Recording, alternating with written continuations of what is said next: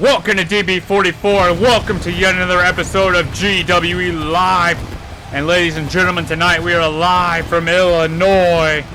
And this is the go home show heading into our first ever pay-per-view, GWE Champions Clash. Kicking us off tonight will be a World Women's Championship qualifying match. The winner of this will be moving on to take on Bayley to crown the inaugural Women's Champion at Champions Clash. Becky Lynch making her way to the ring. First and foremost tonight, she will be taking on Tiffany Stratton. Becky Lynch, known as the Man here in the land of professional wrestling, and Becky Lynch, an accomplished women's wrestler, has held multiple women's championships in the WWE. And she is here to make a name for herself on GWE Live. But first, she will have to get through Tiffany Stratton. And as aforementioned, here comes her opponent. Ladies and gentlemen, Tiffany Stratton. Now, Tiffany Stratton, a newcomer to the world of professional wrestling, but she is very athletic and very impressive in the middle of that ring. She has not quite reached a mountaintop in professional wrestling, but will that change tonight? Can she knock off Becky Lynch, and will she go on to be the first World Women's Champion here on GWE Live? We're about to find out. Let's get to that match right now. And this match is underway. Tiffany Stratton trying to go right at Becky Lynch. Becky Lynch, though, obviously the veteran experience of Becky Lynch. Remember, the winner of this match will go on to Champions Clash to wrestle Bayley. And the winner of that will be crowned the inaugural World Women's Champion. And obviously Becky Lynch going to fight with absolutely everything she has to go and face her fellow four horsewomen. And Becky Lynch, you're going to have to get through Tiffany Stratton, who is a blend of athleticism and strength and power. Tiffany Stratton now just choking Becky Lynch on the ropes. Nowhere to go. Becky Lynch just being ragdolled by Tiffany Stratton.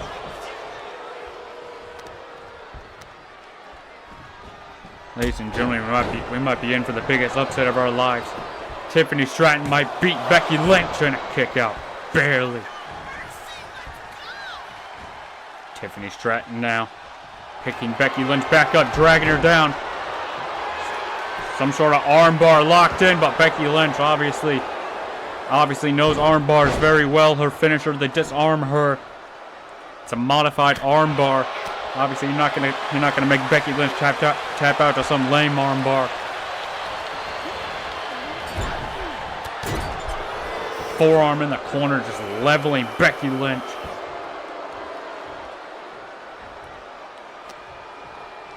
Now Tiffany was trying to take Becky to the outside of the ring, it looked like, but Becky Lynch fighting back. And an armbar locked in from Becky Lynch. This is not to disarm her, but it is an armbar. Tiffany Stratton now able to battle out of it, having Becky Lynch up, and Becky chop block to the knee. Any means necessary for Becky Lynch to possibly be the first World Women's Champ. Now the disarm her locked in by Becky Lynch. Tiffany Stratton barely able to slip her arm out. And a drop kick leveling Becky Lynch, sending her inside out. You know, Becky Lynch is not prepared for the effort or the power that Tiffany Stratton is showing. Now Becky Lynch in the corner. Tiffany with a running drop kick in the corner. Becky Lynch in a bad way here. Tiffany Stratton up to the top rope. Ladies and gentlemen, a swanton bomb landing on her tailbone though. And now Becky Lynch trying to capitalize, but Tiffany Stratton right back into it. Oh, Becky Lynch with an inverted DDT on Tiffany Stratton. Now Becky once again going back to the arms of Tiffany Stratton, breaking her down. Just slowly weakening Tiffany Stratton, preventing her from hitting any of her big offense. Going to prevent her from using her arms, and more importantly, weakening her arms enough to lock in, to disarm her, and possibly win this matchup. Once again, you see Becky Lynch doing it. Becky Lynch versus Bayley. It's too much history between those two. Will Becky Lynch go and face her former friend? And that's a kick out by Tiffany Stratton.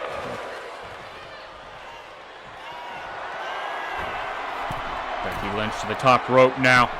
And a leg drop missing wildly. You saw the height she got on that, landing right on her tailbone. And now the manhandle slam from Becky Lynch. It's over. Tiffany Stratton looks unconscious. I don't even... Okay, Tiffany Stratton able to kick out. Didn't look... From my vantage point, it didn't look like she did. But Tiffany Stratton kicking out, says the referee. It looked like barely a kick out there. Dodging and weaving Tiffany Stratton. Oh, come on, ref.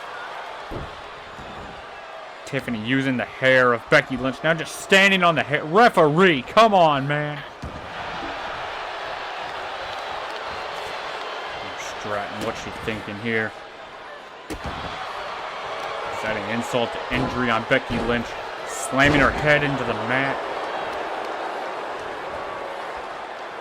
Tiffany Stratton might actually pull this off. Stratton locking in some sort of submission here. Becky Lynch nowhere to go.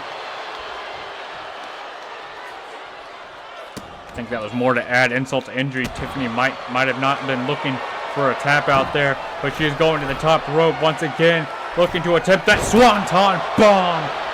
Game, set, match. Tiffany Stratton almost going to Champions Clash. What a win that would have been for Tiffany Stratton. This would have set her career on a trajectory going upward. But Becky Lynch, just the experience, has been in these types of matches before, has been in the deep water before, somewhere where Tiffany Stratton has not been. Now Becky Lynch, and there's a shoulder block. It looked like might have been a forearm. Becky once again with that move. Now looking at it again from this angle, it might have been an elbow. Flying elbow from Becky Lynch, who's going up again. That leg drop, no. Moonsault from Becky Lynch. What a move there. 2, and a kick out, barely, by Tiffany Stratton. Becky Lynch using a moonsault that Tiffany Stratton traditionally uses. And now the manhandle slam. It's over. Tiffany Stratton's done. And a kick out, barely. You hear the crowd saying it one more time, telling Becky Lynch to hit that move one more time. But Becky Lynch has other ideas. That leg drop from the middle rope. It's over now. Oh, wait a minute. Becky Lynch looking to do a little more work here. Saying her job's not over just yet. And another manhandle slam. 1, 2, and that's 3. Becky Lynch is going to Champions Clash. Becky Lynch will fight against her former friend, Bayley, to crown the inaugural World Women's Champion. But ladies and gentlemen, up next is Damian Priest taking on Jimmy Uso.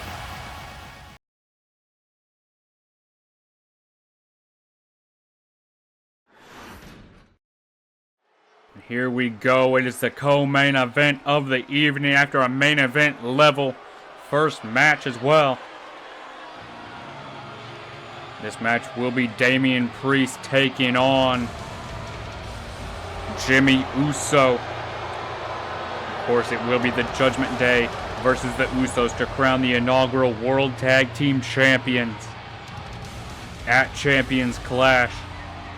We had Dominic Mysterio beating Jey Uso last week. Yes, you heard me correctly. Dominic Mysterio beating Jey Uso last week. the momentum on the side of the Judgment Day. Will that continue tonight, or will the Usos be able to tie the series 1-1 heading into Champions Clash? And here they come, representing the Bloodline. Of course, tonight, representing the Bloodline, Jimmy Uso. But he is accompanied, like last week, by Jey Uso and Paul Heyman. The wise man of the tribal chief, Paul Heyman, accompanying Jimmy Uso to the ring, along with Jey Uso. Of course, the Usos, the most decorated tag team of all time. Arguably one of the greatest tag teams of all time, also arguably. Jimmy Uso looking to gain the momentum heading into Champions Clash, looking to tie the series 1-1, make up for the loss that Jey Uso had to Dominic Mysterio last week. Of course, Roman Reigns will be competing for the World Heavyweight Championship in the Gauntlet Eliminator match in the main event of Champions Clash. Will the Bloodline walk out of Champions Clash with all the gold? That is the question. But tonight the question remains, will the Usos tie the series? Will Jimmy Uso tie the series for the Bloodline? He's taking on the powerhouse of the Judgment Day, the punishment of the Judgment Day, Damian Priest, who is accompanied by, of course, the winner of last week's match, Dominic Mysterio, and the Eradicator, Rhea Ripley. Rhea Ripley has yet to have any competition in the ring just yet. Maybe, hopefully, in the future, Rhea Ripley will be in that ring, but that is up to our CEO, Mr. Daniels. There you see the Judgment Day playing dividends here.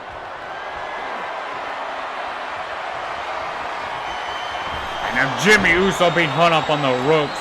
Damian Priest, just like that. The Judgment Day, just like that, in control of this match. Damian Priest, that kickboxing experience. His grandfather was a kickboxing teacher.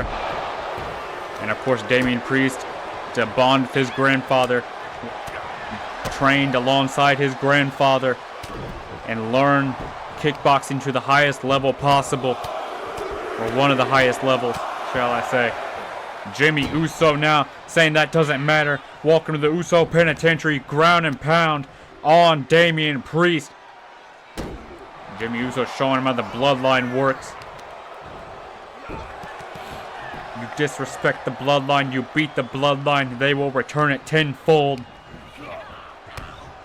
Oh, the referee interrupting that a bit. You saw Jimmy Uso giving a bit of an apology to the official. Didn't see him there. That was the official's fault. In my experience as an official, in real life, that was the official's fault. He should have moved. Jimmy Uso just watching as Damian Priest crawls into the corner, missing that boot wildly. That might have cost him, though. Damian Priest off the middle rope, and there's a flying forearm. Now in the cover now, Damian Priest getting a 1 count, says the referee. Paul Heyman and Jey Uso yet to get involved in this match thus far. And there's Damian Priest showing off the power. Of course, the Judgment Day knocking off the New Day to get into the tag team title match. Forget what I'm saying, Jimmy Uso, super kick to the back of the dome. And almost, Jimmy Uso almost gaining the momentum back for the Bloodline. We saw Paul Heyman taking off that turnbuckle pad. The referee didn't see it, and there's a super kick of his own. Referee now replacing that turnbuckle pad. Probably giving Paul Heyman a bit of a warning there as well. Elbow drop. Oh, his leg clipping that bottom rope that has a lot of tension on it as well. 2 and a kick out. Just in time. A kick out by Jimmy Uso. You gotta believe that the referee turned around 1 second later. Or 1 second earlier. Sorry. The referee turned around 1 second earlier. This match would have already been over. The Judgment Day would have had the Usos beat 2-0 already. Excuse my stuttering. My commentary gets better as the show goes on. It's part of it. Still getting comfortable back in the commentary seat. It's been a while since I've done this. And there's an Uso splash from Jimmy Uso. 2 and a kick out. Damian Priest rolling out of the way now. Trying to fight back. There it is. Damian Priest trying to fight back. I thought he was going to do that earlier for some reason. Damian Priest now has him up. There's a big choke slam from Damian Priest. It's over. 2 and a kick out by Jimmy Uso. Damian Priest just absolutely brutalizing Jimmy Uso. Paul Heyman trying to shut the crowd down, trying to shut the crowd up. The crowd somewhat behind the Judgment, or Damian Priest at least. Maybe not the Judgment Day, but behind Damian Priest at least after that big move. And now a spear to the outside goes Jimmy Uso. Referee not seeing that. That could have cost the Judgment Day right there. Thankfully, the referee not seeing that. I think he just kicked out Dominic Mysterio. The referee just kicked out Dominic. And Dominic paying for what he just did. You love it when justice happens. Dominic Mysterio being booted out of this matchup. Man, if the referee saw what Dominic did by stomping Jimmy Uso, this match would have been over. This match would have been over and the Usos would have had this series tied. There's a super kick. Jimmy Uso clocking Damian Priest. It is over. Jimmy going up to the top rope. And ladies and gentlemen, the Uso splash. 1, 2, and barely a kick out there. Referee saying 2.5, 2.9 right there. Damian Priest sweeping the leg. Paul Heyman once again going after that turnbuckle pad. But Priest just dropping Jimmy Uso. Referee distracted again by Paul Heyman. Paul Heyman at least smart when he gets involved in this match, but it doesn't pay well. Well, there it does. Damian Priest in the cover. But what Paul Heyman did, giving Jimmy Uso just enough time to recover. Now Priest setting him up. Razor's Edge incoming. Good night. It's over. 2. Jimmy Uso just kicked out. My view is obstructed by Paul Heyman's big body. Jimmy Uso just kicked out of that. Bloodline, Paul Heyman and Jey Uso on the outside trying to will Jimmy Uso back into this. Another super kick to the back of the dome. It is over. 1, 2, 3. Jimmy Uso picking up the win for the Usos. For the Bloodline. The momentum shifting to the Usos. The Judgment Day and the Usos are tied 1-1 in this series. The tiebreaker will take place at Champions Clash, of course, for the World Tag Team Championships for the first time.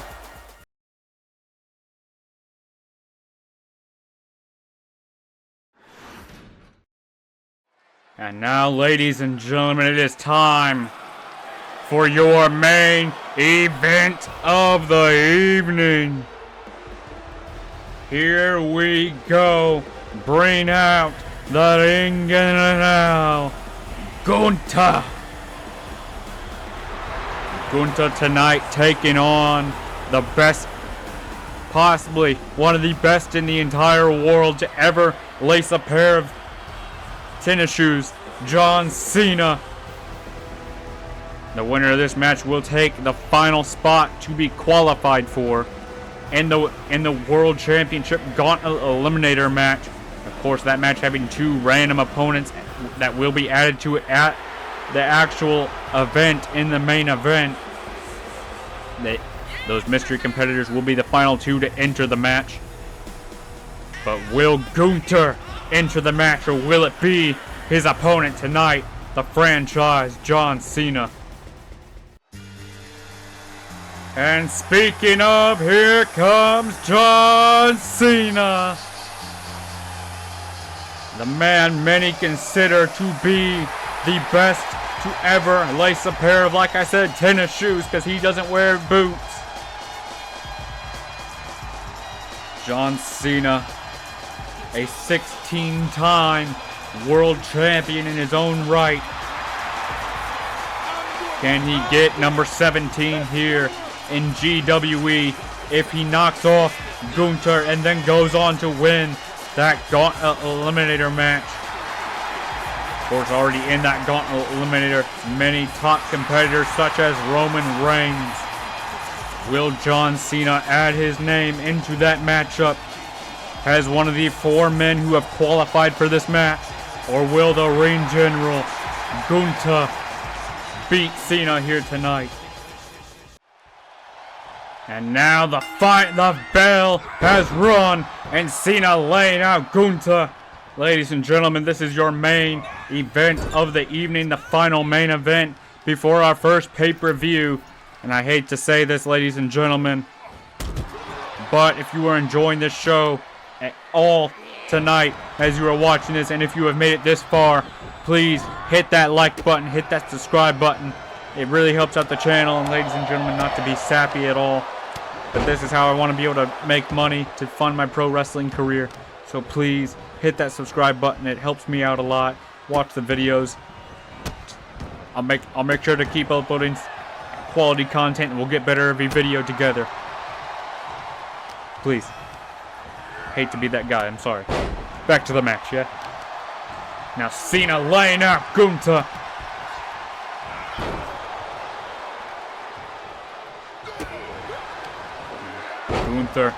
Gunther, sorry. I get chopped if I say his name wrong. Gunther in the ring with John Cena, who locks in that bear hug. Gunther, a man who knows his way around that ring. He is not known as the ring general for nothing. Or as Ludwig Kaiser says, the ring general. Gunther, a dominant man in the middle of that ring. Now just driving Cena's spine into the apron. It's just hard to watch at this point. Gunther beating a childhood hero for many, senseless right now. But if we all know John Cena will find a way to come back in this match. So I hope so. But once again, he is in the ring with an absolute unit of a man named Gunther. You don't go by the ring general if you're not that freaking good in the middle of that ring. But Cena, that bulldog, the 6 moves of doom, ladies and gentlemen. There's 2. Here comes 3. And Cena, that bulldog, usually what follows is that 5-knuckle shuffle. There it is. 5-knuckle shuffle incoming. Here we go, little dancey dance. There it is. John Cena hitting that 5-knuckle shuffle. And a kick out by Gunther. Cena beside himself, but here it comes, incoming. The AAO, but Gunther had it scouted. He watches this film. Gunther in the ring with an absolute icon in John Cena. Cena, of course, not as active as he used to be in the middle of that ring, off filming Hollywood movies, Hollywood blockbusters, but John Cena is back here in GWE, and he is looking for lucky number 17, that 17th World Championship to add to his collection.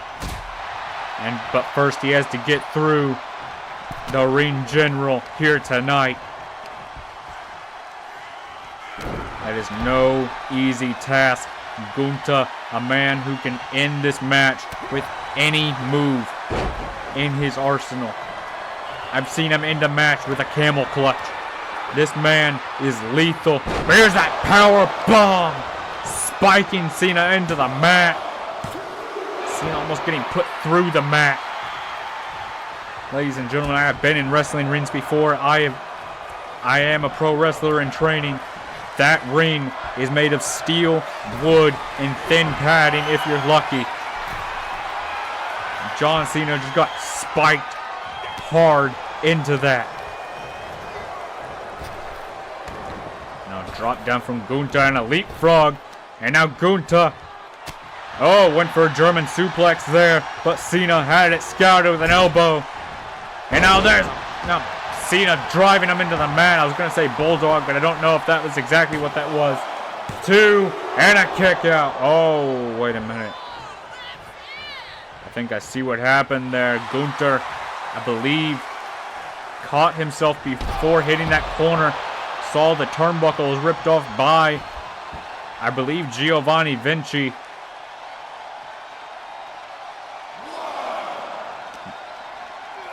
A war of words there between Ludwig and Cena, but Gunther taking advantage of it. It pays to have an Imperium by your side, I guess. Gunther could very well be the first world champion in GWE history. That is a very likely outcome.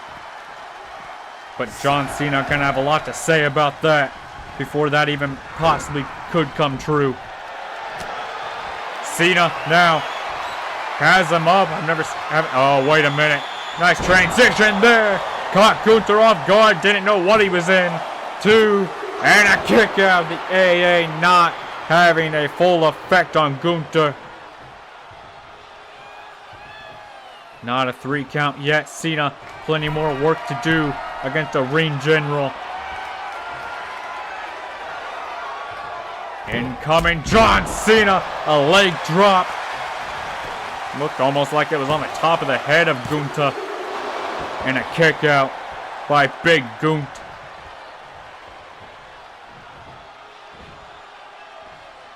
Cena lining him up, but the referee distracted.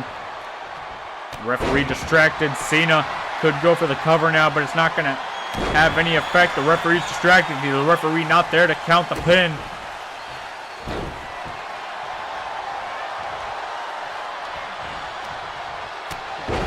Gunther now with a clothesline. Sorry, I was choking. And there's a vicious uppercut from Gunther. Just driving Cena's head into the mat. And now these vicious strikes from the ring general. See the members of Gunther's Imperium on the outside. There's a splash! All that body weight right onto Cena's ribs. Gunther, you know, makes his opponents feel every bit of that. Every bit of that splash. Cena felt it all. Swinging neck breaker there. Nice move from Gunther. This match has to be in its final moments. And a power bomb again. Cena's done. John Cena, your childhood hero, not done yet. Kicking out barely out of that power bomb, and Gunther saying no problem. Clothesline in the corner, just ripping Cena out of that corner, and now following it up. Looking to follow it up, but Cena once again going for the AA. Oh, once again a nice transition into another AA. Cena in the cover. This is it. Cena going to Champions Clash, the main event, and a kick out. Almost joined that 6-man gauntlet eliminator match to crown the first world champion, but Gunther barely able to kick out once again, and you gotta believe Imperium has paid dividends in this match, being at ringside. If this was a fair one-on-one match, I think Cena would have won by now. But this is the ring general. That Cena's in the ring with. Now, elbow from Cena.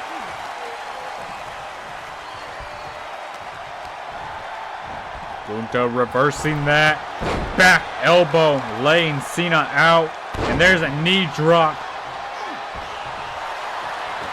Cena eating a T-Rex drop kick from Gunther. Brutal looking drop kick. Cena looked like he got hit by a RPG. Now a knee drop busting Cena open. Big Gunther, what's he thinking here? Laying him out with a vicious clothesline. That was just brutal looking. Cena might be out cold right now. He's not moving. And that's 3. Like I said, Gunther can end a match with any move in his arsenal. And he did that here tonight, laying out one of your childhood heroes, one of my childhood heroes, John Cena. God bless you all. Peace.